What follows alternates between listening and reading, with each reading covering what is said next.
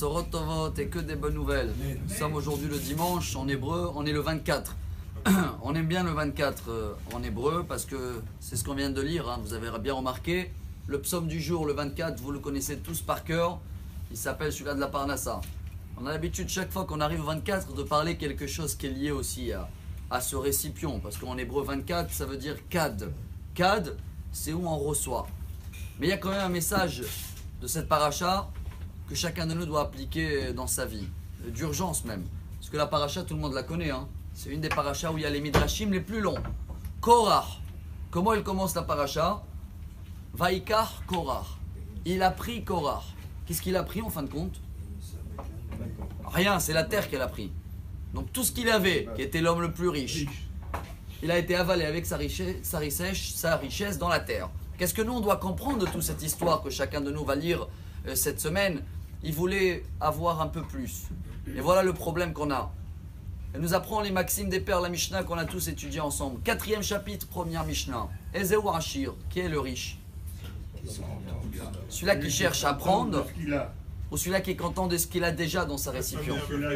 Car il y a un problème que chacun peut-être jamais a remarqué. Chaque billet qui rentre dans notre poche, forcément il est sorti de quelqu'un. Chaque chose qu'on reçoit, c'est sur le compte de quelqu'un. Toute la vie est comme ça jusqu'à la venue de Mashiach. On a donné des exemples à l'époque.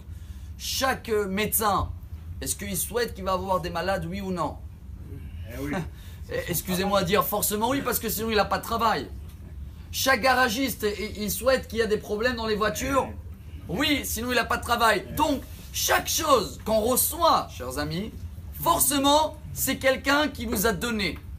Mais, si on pense à vouloir recevoir beaucoup plus, c'est qu'on ne calcule pas les autres, c'est qu'on ne veut pas arriver au but de Mashiach, c'est qu'on veut continuer à apprendre.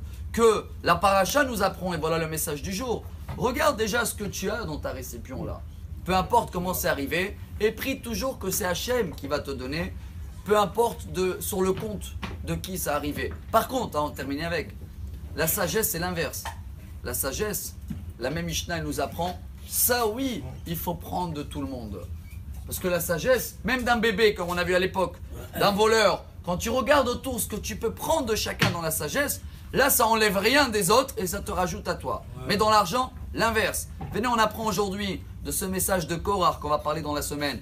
S'il n'a rien pris pour lui, c'est qu'il voulait encore de la richesse, il voulait encore du kavod, il voulait prendre la place de Aaron à Cohen. Nous, on veut prendre la place de personne. Chacun est content de ce qu'il a et vous allez voir comme ça, on va avoir une semaine remplie de richesse et de bonheur. Amar Rabbi Elazar, Amar Rabbi Hanina.